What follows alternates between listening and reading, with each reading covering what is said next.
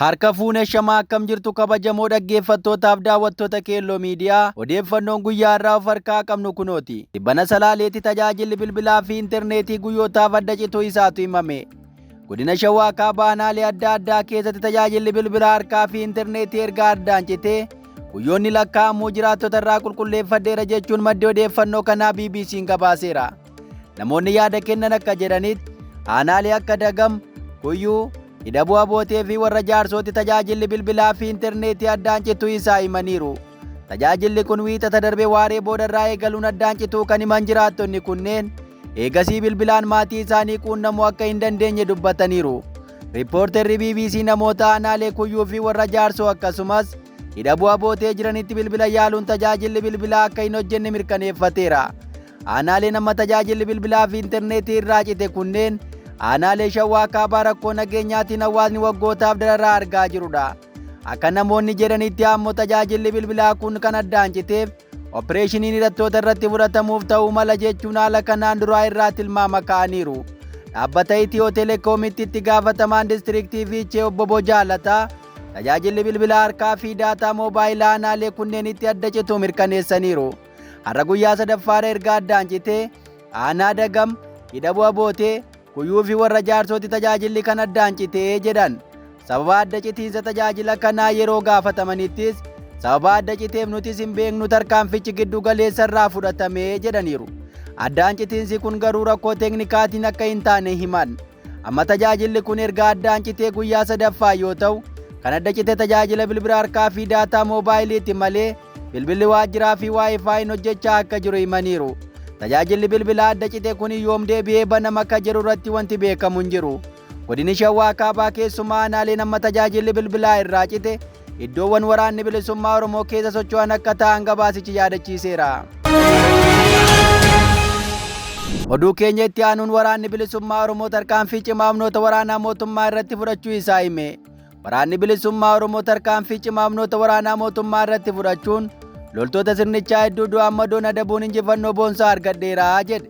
Haala kanaan waraanni bilisummaa Oromoo zooniin kibba ba'aa godina Arsii ba'aa Naamuneessaa ganda Odaa ta'uu iddoo addaa Iluu jedhamu keessatti waraana mootummaa maqaa sakatta'aan bobba'anii turan haleeluudhaan 8 ajjeesuun 12 madeessee tokko fayyaatti harkaan qabu isaa himeera. Gama meeshaa waraanaatiin ammoo qawwee keemmii 4 hidhannoo 6 fi gumbii 6 fi qophiiwwan waraanaa irraa hiikkachuu isaa gabaasichi ibseera. Gama mootummaa bilchiginnaatiin tarkaanfii jedhame kana ilaalchisee hanga oduun kun qindaa'etti waan jedhame hin jiru. Oduu keenya itti aanuun du'aan boqochuu Piroofeesar Asmaroom Laggasaa ilaalchisuun KFO'n ibsa gaddaa laate. Koongireensiin Federaalawaa Oromoo KFO'n oduu gaddaa ammaa du'aan boqochuu hayyuu hangafaa fi qorataa seenaa beekamaa Piroofeesar Asmaroom Laggasaa dhaga'uun gadda guddaa onnee irraa maddee uummata Oromoo maatii isaanii fi hayyoota addunyaaf ibsa jedhaa jaarmiyaan kun.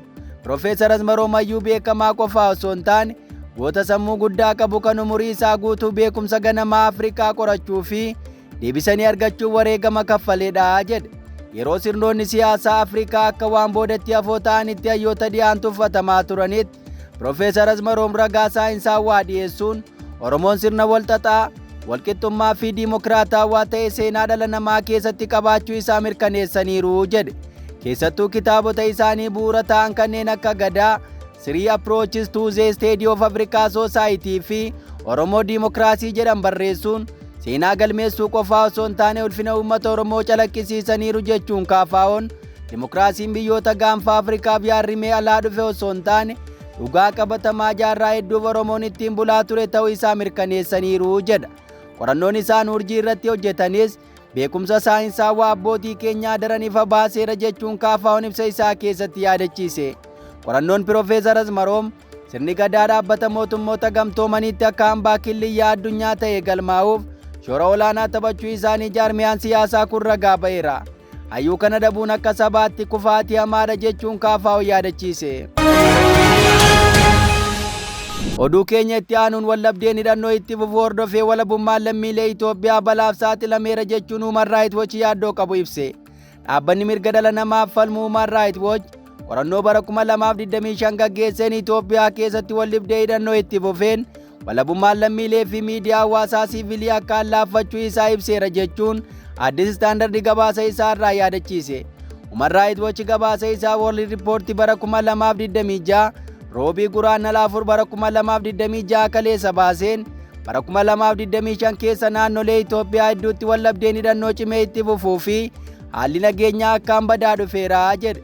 Dhaabbatichi akka ibsetti mootummaan filannoo waliigalaa bara 2018 dura miidiyaa walabaa dhaabbilee hawaasaa siviilii fi gareewwan mormitootaa irratti uggura daranuu ture duraanuu ka ture caalaatti cimsuun lammiilee nagaa rakkoo nageenyaa fi sarbama mirga namoomaa walxaxaa keessa galcheera jedha.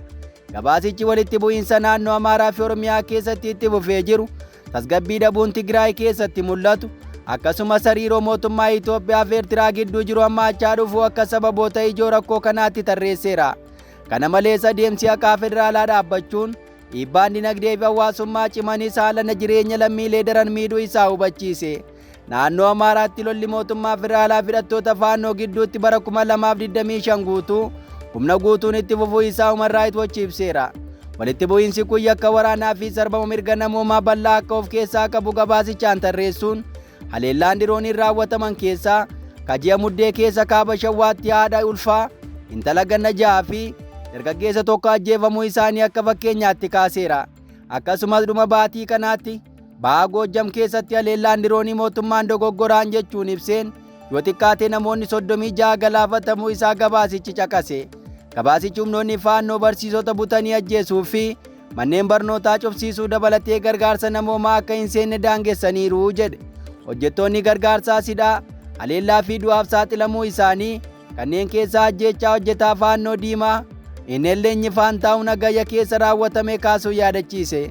Tigraay keessatti loltoonni Eertiraa naannolee to'atanitti jeequmsa saalaa fi gudeeddii raawwachaa jiraachuu isaanii Human Rights Watch ibsuun kunis waliigaltee nagaa bara 2022 cabsuu akka ta'e eereera. Naannoo Oromiyaa keessattis walitti bu'iinsa mootummaa fi waraana bilisummaa Oromoo gidduutti miidhaan guddaan dhaqqabaa jira jedha.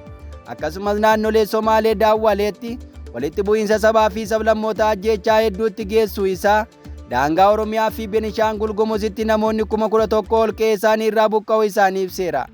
Gabaasni Human Rights Watch akka ibsetti bara 2025tti bakki dhaabbilee hawaasa siviilii walabaa hedduun dhiphachaa dhufeera. Aktiivistoonni rakkifamuu, sodaachifamuu fi biyya keessaa akka baqatan dirqamuu isaanii gabaasichi kaase. Dhaabbilee waldaalee siviilii beekamoo ta'anis sababa siyaasaatiin dhorkamuun isaanii eerameera. Miidiyaaleen walabaa fi gaazexeessitoonni hidhaa fedhii malee sakatta'iinsa kutaalee oduu fi butamuu irratti saaxilamaniiru jedha. Gulaala olaanaa gaazexaa The Reporter yeroo dheeraaf dhabamuun isaa akka fakkeenyaatti kaasuun aangaa'onni seerota jibbiinsaa fi odeeffannoo sobaa akkasumas seera miidiyaa fooyya'ee karaa dhiibbaa itti fayyadamaa jiran jedheera. Gabaasni kun akka hubachiisutti qaala'insi jireenyaa, gurmaa'insa liqaa fi haaromsa IMF deeggaramuun lammiileen Itoophiyaa rakkoo dinagdee hamaa keessa jiru jedha. Pirojektoonni misoomaa magaalaa bal'aan kan koriidarii Finfinnee dabalatee marii fi beenyaa gahaa malee lammiilee dirqiin buqqaasaa jiraachuu isaanii Human Rights Watch ibseera. Hanga walakkeessa bara 2025tti namoonni miliyoona 3.3 biyyattii keessatti buqqa'aniiru. Itoophiyaan buqqaatota miliyoona 1 ol keessummeessaa osoo jirtu rakkoon maallaqaa fi nageenyaa eegumsa baqattootaa haaraa irratti dhiibbaa uumaa jiraachuu isaa gabaasicha keessatti mul'iseera. Human Rights Watch gabaasa isaa xumuraan sarbama mirga namoomaa darbee fi itti fufee jiruuf itti gaafatamummaa hiika qabu mirkaneessuun ammallee rakkisaa ta'uu ibse. Adeemsi akka ce'umsaa dhaabbachuun yaaddoon idil addunyaa, Komishinii Mirgoota Namoomaa Afrikaa fi Mana Maree Mirgoota Namoomaa UN irraa ibsamaa jiru qormaanni Itoophiyaa daran hammaachaa dhufeera jechuun akeekeera. Dhaabbatichi sirni mirga namoomaa idil addunyaa laafaa ta'uu isaatiin mootummaa Itoophiyaa michoota idil addunyaa irraa itti gaafatamummaa fi bilisummaa bu'uuraa deebisanii cimsuuf tarkaanfii hatattamaa akka fudhatamu gaafateera.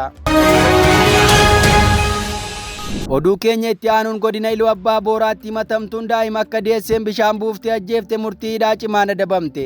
Tibbana godina Iluu Abbaa Booraatti dubartiin daa'ima deessee bishaan buuftee ajjeefte hidhaan adabamuun dhaga'ame. Akka gabaasa qajeelcha poolisii Iluu Abbaa Booraa irraa argannetti godina Iluu Abbaa Booraa aanaa Dooranii ganda Diiduu bakka addaa buufata fayyaa Diiduu Dooranii jedhamee beekamutti gaafa guyyaa 24 bara 2018 galgala keessaa sa'aatii 1:35 akka lakkoofsa Itoophiyaatti himatamtuun Nuurii Suleemaan jedhamtu daa'ima Ezzaddiin Kadiroo nagaan erga deessee booda gara manaatti fudhattee galaa osoo jirtuu darbattee bishaan keessa buuftee jedha.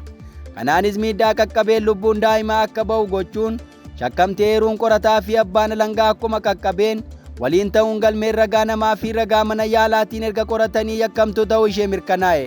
Kanaanis abbaan alangaa godina Iluu Abbaa Booraa galmee qorannoo kana erga keessa ilaalee booda mana murtii olaanaa godina Iluu Abbaa Booritti dhiyeessee himata dhiyeate kana ragaa bitaan mirgaatiin erga qulqulleeffateen booda dhaddacha gaafa 26/2018 ooleen himatamtuu kana hidhaa cimaa waggaa 12 adabuu isaa dhaga'ame. Taateen kun fayyadamtoota miidiyaa hawaasaa akka rifaasise yoo ta'u, haati akkamiin ilmoo isheetti akka garaa jabaattu akkasumas haalli kun hawaasa fayyadamtoota miidiyaa hawaasaa hedduu dheekkamsiiseera. Oduu keenya dhumaatiin Masiriin waraana Sudaan keessatti dirooniin hirmaachuu isheetti ibsame. Masiriin waraana biyya keessaa Sudaan keessatti haleellaa dirooniitiin kallattiin hirmaachaa jiraachuu hordofee waldhabdee kana gara sadarkaa naannoo fi idil addunyaatti jijjiiruu danda'a jedhamuun yaaddoo guddaa kaaseera jechuun New York Times gabaase. Haleellaa qaxxaamuraa dhiyeenya kana Sudaan bakka addaa adii Koongoo jedhamu keessatti naannoo daangaa Chaadaatti raawwatameen konkolaattota hedduu fi qabeenyi barbadaa'u akkasumas lubbuun namootaa darbuun erga gabaafamee booda waraanni Rapid Support Force haleellichaan Masiriitti quba qabaa jiraachuu ibsameera. Gabaasonni adda addaa akka mul'isanitti Sudaanitti waraanni diroonii yeroo dhiyoo sammaataa dhufuun uummata nagaa irratti rakkoo namoomaa hammaataa fidaa jira. Haleellonni kunneen masjiidota, hospitaalotaa fi dhaabbilee bishaanii irratti xiyyeeffachuun tajaajiloota bu'uuraa caccabsaa jiru. Kanaanis lammiileen nagaan kumaatamaan lakkaa'aman miidhamuu fi ajjeefamuu isaa gabaafameera. Keessattuu dhaabbanni fayyaa addunyaa haleellaa diroonii mana barumsaa daa'immanii tokko irratti raawwatameen lubbuun namoota 114 darbuu isaa beeksiseera. Dhaabbatichi haleellonni bu'uuraalee fayyaa fi barnootaa irratti raawwataman seera idil addunyaa akka cabsan ta'uu ibsee dhaabbachuu akka qabu waamicha dhiyeesseera.